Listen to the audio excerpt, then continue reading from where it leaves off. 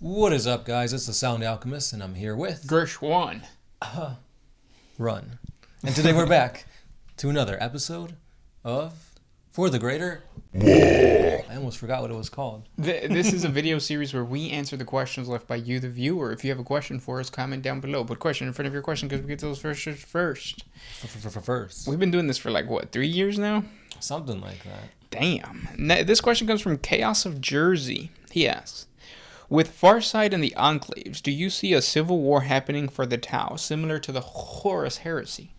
No, because it would have happened by now. Because not just the whole splitting up, because it wasn't an equal split. The Farsight Enclaves are heavily outnumbered, gunned, and technology. I don't know what it is. They don't have the technology to keep up with the Tau Empire, the core of it at least. The Tau know exactly where the Enclaves are. They know that they're weaker, and still they're choosing to do nothing about it. Because if they wanted to, they could just go out there and eradicate them. But for the most part, Farsight has actually been helping the greater Tau Empire in a lot of important combat scenarios. The battle for Mugalath Bay, that's probably the most important one. So yeah. Yeah, and also, I was going to say, when you're comparing it to the Horus Heresy, you had a person in control that decided to rebel against the person who used to be in control. Right. Farsight was just a commander, right? Yeah, he was a war hero. He wasn't like anything that can rally a lot of things other than just him being charismatic. Yeah. Whereas Horus was the war master. Mm-hmm. He had control of the entire imperial military force. Whether you liked him or not, you had to listen to Horus, and that's why pretty much the entire Imperium was cut in half. Yeah, they had to make a decision.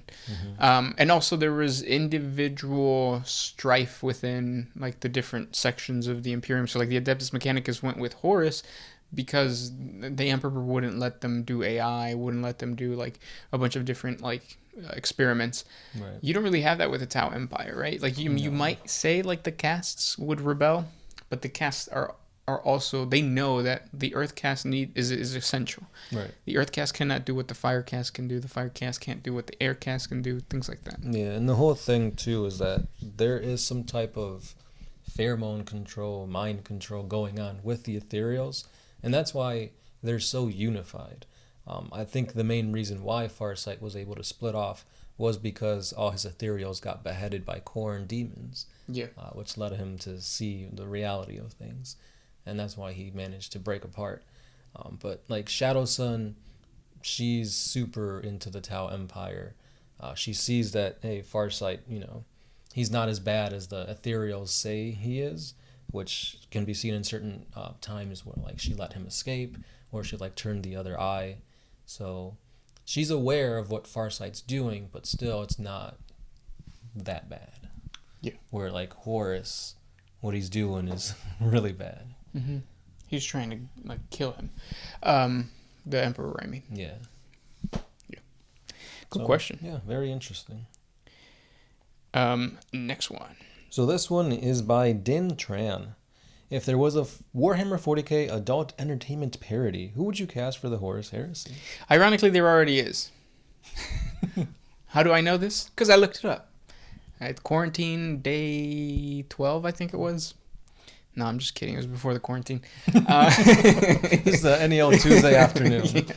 Yeah. So who would you cast for the Horus Heresy? See, the thing I don't like about parodies, specifically porn parodies, is that they turn male actors into females, all males, just straight up. Mm-hmm. No, I'm just kidding. Yeah, I don't know. Because I only know 3 male porn stars. Yeah. The bald guy. Johnny Sins. That's the bald guy? Yeah. That's the only one I know. You got Ron Jeremy, Bring It Old School classic. From VH1, yeah. I'm not sure what he looks like, but I've heard Peter North. Yeah, I don't even know who that is. Now, if you were to do a parody of just 40k, not necessarily the Horus Heresy, then you definitely have to do Tau and probably a Space Marine. and then also a Sisters of Battle, and maybe an orc. Orc. Orc. Yeah. Who would you cast as the orc? John Cena? Yeah, because you won't see him coming.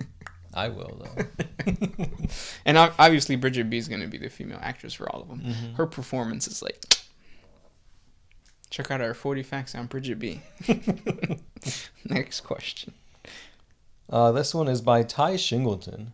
What would happen if a Primarch killed Lucius? Lucius the Eternal, I assume. Would he be too strong for them, or would he become a Super Primarch Lucius? That's an interesting question. So Lucius the Eternal, if you don't know who that is, he is a Slaaneshi space marine from the Emperor's Children, who, before he turned Chaos, was an expert swordsman. So much so that he was like probably top 5 without going to like Chapter Master and Primarch level. So he was the bee's knees. And after becoming a Slaaneshi follower, Slaanesh blessed him with the ability to resurrect, but not in the traditional sense. Anybody that kills Lucius would feel any sort of pride, or I guess pride would be the right word. Accomplishment. Sense of accomplishment. Yeah. They would slowly turn into Lucius, and their past face would become a face on his armor, which is badass. Super badass. I don't think that GW would put a Primarch against Lucius because of that. Yeah. But you know what would be really badass is if they don't even like tell the story of the Primarch and Lucius. If Lucius just shows up, because the Emperor's the Emperor's Children are going to get an update, right? Well, not in this one. So it's supposed to be the Death Guard and Fabius Bile. Oh, so it's not even... That's dumb. Yeah, I guess Fabius Bile like split apart from the Emperor's Children. Oh, okay. Yeah. If we ever do get a new model for Lucius the Eternal, it would be cool if he just shows up and then he has like Vulcan's head or something like that. That'd be kind of cool. Because in that situation, does that make him a perpetual? I mean, he kind of already is. I know, so it just kind of cancels it out. Yeah. Whoa. Or maybe he can die. Maybe. But yeah, we'll never know. No. Next question comes from Logan Douglas Giles. You good? I almost broke down there. I'm not. Yeah, this quarantine stuff is like really messing with my head, and it's funny because it's like, let's be honest, we're 40k players, so we stay home. Like that's just like we've been doing social distancing since probably, when did we start playing? 7th grade. Around there, yeah. So 40k has been our social distancing thing forever, and yet knowing that the government is saying like, don't go to these places, it kind of like hurts your ego, and you're like, no, but I want to go there. Yeah, it's like, don't push the red button. I'm gonna push that red button. Yeah. Even though you've seen that red button your entire life. You are one with the red button. Next question. Jamel Apostle. Is there a university in 40k? The Schola Progenum? Yeah. And it's one of the best. That's where the Commissars, that's where the Inquisitors, that's where the Tempestus Scions. It's like the Harvard of military schools. You ever heard of the Sisters of Battle? Oh! That's where they come from. Oh. Next question comes from Hayden McLean. Damn, you must be doing great during this quarantine. I know. So fresh and so clean. Taking 40 seconds to wash them hands. Why does everyone hate the Salamanders? Nobody does. I think the Salamanders are the most beloved chapter. Especially to humanity, because they actually care about humans. Yeah, they have a lot of good lore. They have a lot of good stories. I think their whole, like, scavenger hunt thing, what is it called? Oh, the search for the relics? Yeah, that's really good lore. You got a freaking perpetual as a Primarch? Yeah, so the Salamanders are... And then you have, like, freaking the Promethean cult. You have the Vulcan. The Vulcan? The planet of Vulcan.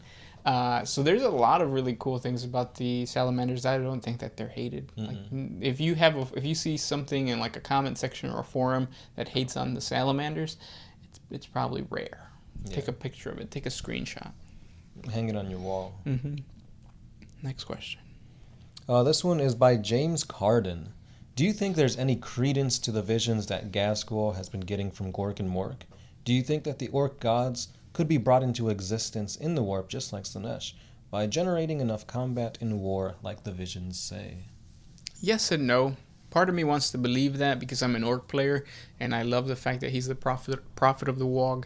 But then part of me kind of understands how 40k is, and it's probably just Tzeentch being an asshole towards the orcs. It's all just Tzeentch.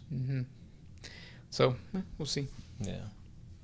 I mean, that would be like a slap to the face. I don't know. I feel like all the lore for all the races is so, like, convoluted. It's like, what does this mean? Did this actually happen? And it's like, what if it's really all just Tzeentch and none of it's real? Yeah. Maybe it's just a game, a tabletop game that's played by guys who are in quarantine in the 21st... Oh, no, we're in the 22nd millennium? Is that what they're calling it now? What are we in? Who knows? I know what I'm not in. Next question. This one comes from James. Nice, James? wholesome name, yeah. Okay. Why is the biggest problem in the Imperium the lack of communication? Why is the biggest problem in the Imperium? All the infighting... Oh, okay. Yeah, so you have, like, warp storms that cut off communication. You're literally communicating from planet to planet, and if you don't have one, like, government that's solid, you might get misinformation, and there's a lot that can go wrong. But just look at how uncommunicated we are as a planet nowadays, and just like expand that to like having a whole solar system. It's crazy. Yeah, because there's a huge benefit to being self-governing, but then because you're self-governing, and what I mean by that is like for the Imperium, self-governing is that every single planetary governor has the ability to do whatever he wants. Yes, he has to answer to the High Lords of Terra, but because, like you were saying, communication is so difficult, astropaths and all that kind of stuff, entire years can go by, or entire generations can go by without a planet being contacted by the core of the ecclesiarchy or the High Lords. So then that independence breeds greed, which then causes the nasty bureaucratic backwater. War. Yeah, all that bad stuff. Yeah. So yeah. Yeah, it's just crazy how like a warp storm could literally say, like, can stop all communications, and next thing you know, you have freaking like an exterminatus on your planet because you didn't communicate. Yeah, and it's very it in a way it's a reflection of what's happening, or what was happening back then. Mm-hmm. But yeah. Or Tyrannus can eat your planet, and then you send like a Space Marine, the Minotaurs, to come collect the ties, and it's just a barren husk. Barren husks. Just like I just spit. Social distancing. Yeah. Simon chirps like a cricket. Which Chaos God benefits the most from a quarantine? Probably Tzeentch. It gives you more time to like plan. Or get depressed. The trick is to always be depressed. That's true. Because Nurgle, you want to be close so you can spread things. Slaanesh, you want to be close so you can get and receive pleasure. Oh, yeah. Khorne, you got to be close so you can maim, kill, burn, and bathe in blood. Even though I think Slaanesh might be benefiting from this because I was watching... listening... Huh? Is it because Pornhub Premium's free? Well, that too. But also that there's going to be a lot of kids, being born. It's going to be a baby boom. And it's called they're going to be called quarantine. No, what are they called? Quarantine something. Quarantiners, yeah. Teeny boppers. Yeah. But, yeah. Next question comes from Joe Davison. What do you think the Kroot are building beneath the surface of their homeworld, and do you think it would be something that the Ethereals will have them killed for? Perhaps. I don't really see the Kroot as a threat to the grander races, though. I think they're still very, like, backwards. They remind me of, like, the old school, like, Native Americans and, like, the cowboy and Indians type of aesthetic. So I don't see them as a threat to any big name. That's interesting. I just thought about that. It's like the Communist Party in control of like or getting help from like a native population. Yeah. It'd be like that. 40k intermingles aesthetics like crazy. Next question. This will be the last question.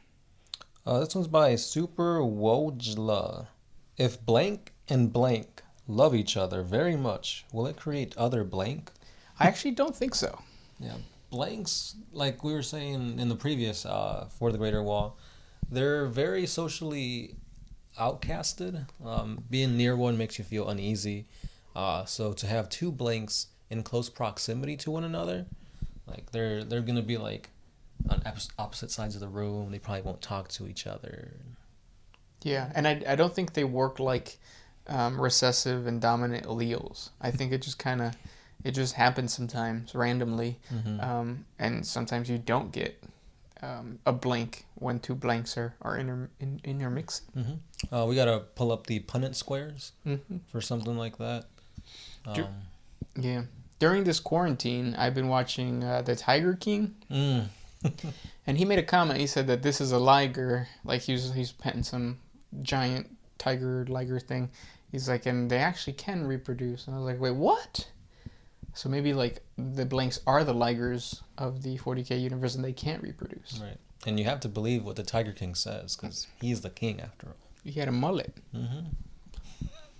And we're all gonna have mullets in like 2 more weeks. Yeah. I can't get a haircut. And those were the questions for today. That's right. Keep on asking away. Make sure you put question before your questions. If you guys want to help out somebody down in the comments, go ahead and see if you could answer their question. Yeah, this was Gershwin, The Sound Alchemist, and we are out of here. Oh,